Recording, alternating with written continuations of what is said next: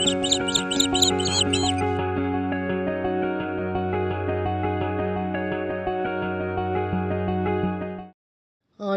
இனிய நாமத்தில் உங்களை சந்திப்பதில் மிக்க மகிழ்ச்சி அடைகின்றேன்.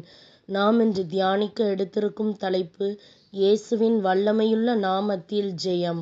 தியான வசனம் யோவான் அதிகாரம் 14 வசனம் 14. நீங்கள் என் பெயரால் எதை கேட்டாலும் செய்வேன். இந்த வசனத்தின் மூலமாக கடவுள் நமக்கு உணர்த்துவதை சிந்திப்போமா?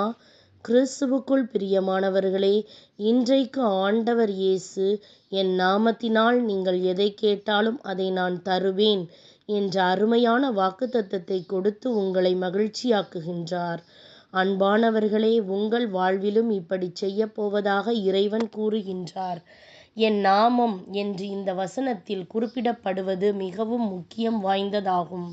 ஏனெனில் இயேசுவின் நாமத்தில் வானோர் பூமியில் வாழ்வோர் அனைவரும் முழங்கால் யாவும் முடங்கும்படிக்கும் என்று இயேசுவின் நாமத்தை குறித்து விவிலியம் கூறுகின்றது.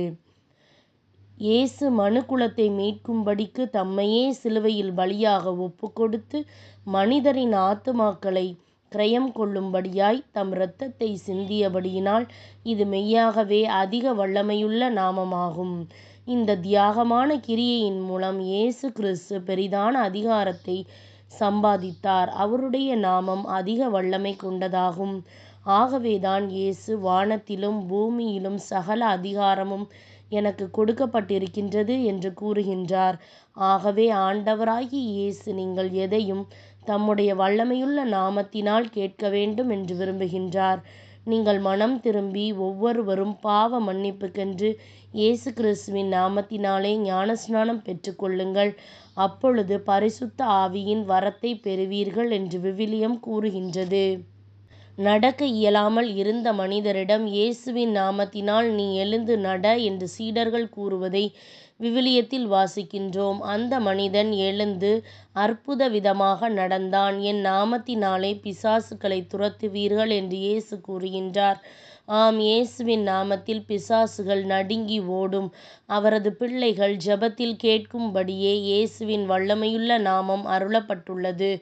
அன்பானவர்களே, அவருடைய நாமத்திற்கு அவ்வளவு வல்லமை உண்டு. இயேசுவின் நாமத்தில் வானோர் பூமியில் கீழானோர் முழங்கால் யாவும் முடங்கும்.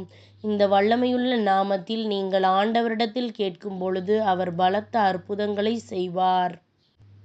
இயேசுவின் நாமத்தை சுதந்தரித்து இன்று அவருடைய பிள்ளையாக அவருடைய நாமத்தை உபயோகிக்கும்படி உங்களை உற்சாகப்படுத்துகின்றேன். ஆண்டவர் உங்களுக்காக பலத்த கிரியைகளை செய்வார். சிந்திப்போம், வாழ்வாக்குவோம். நாம் ஜெபிக்கலாமா? அன்புள்ள ஆண்டவரே, உம்முடைய வசனத்தின் மூலம் என்னோடு பேசுகிறதற்காக உம்மை ஸ்தோத்திரிக்கின்றேன். எனக்காக நீர் சிலுவையில் செய்த தியாகத்திற்காக நன்றி செலுத்துகின்றேன். ஆண்டவரே, நான் உம்மிடம் மன்னிப்பையே நாடுகின்றேன். என்னை உம்முடைய விலையேற பெற்ற இரத்தத்தினால் கழுவி உம்முடைய நீதியுள்ள பிள்ளையாக மாற்றும்.